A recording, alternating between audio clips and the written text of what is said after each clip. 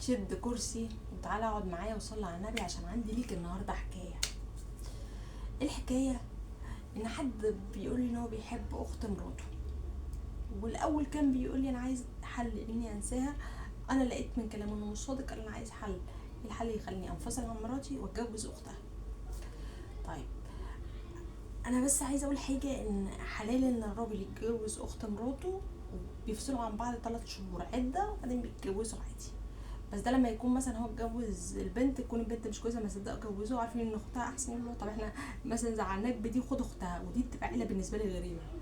او لما الزوجه بتموت، غير كده ما تبقاش عيشه، يعني غير كده انت طالب جهنم على الارض. ان العيال يشوفوا خالتهم مكان امهم، او يشوفوا خالتهم لابسه لبس زي اللي كانت بتلبسه امهم في البيت. ده على اساس ايه يعني؟ ده اقنعت نفسك بيها ازاي؟ طب انت لو شايف اخت مراتك حلوه، ما يمكن هي بتشتغل بتصرف على نفسها وفلوسها ليها، ومراتك طالع عين ابوها معاك في البيت. بلاش.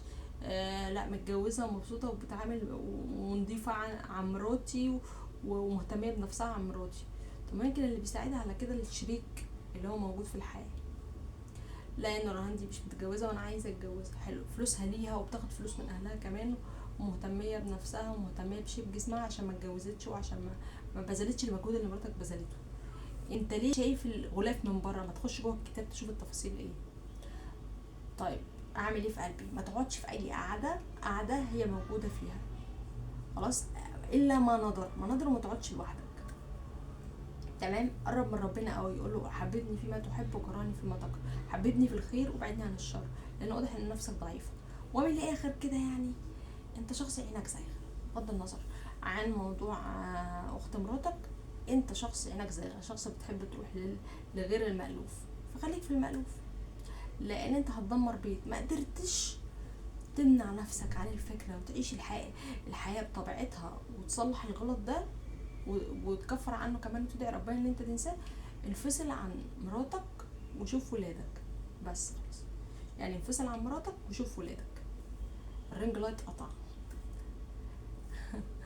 يا ريت بقى ايه يكون ده حل منطقي بعد اذنك، عشان انا بجد والمصحف مخي وقف. انا مش قلتش ان انا ما شفتش زي حضرتك، شفت زي حضرتك كتير، بس ربنا يستر. يعني في ناس كده يأجوج ومأجوج هيقعدوهم على كرسي العرش، اللي هم بيميلوا الى الاكسترين، الى المستحيل. ربنا يستر. من فضلك اعمل اللي بقولك عليه. انا يمكن بهزر شويه بس دي طبيعتي، بس في الحقيقه ان دي مصيبه. يا اما حضرتك هتقدر تمنع نفسك وما تختلطش، يا اما حضرتك هتسيب العيله كلها وتسال على اولادك وتسال على طليقتك بحكم انها ام اولادك. لكن ده مش هينفع يحصل، ما ينفعش تكبر الوهم ده جواك، لان هو وهم. وصلت ولا ايه؟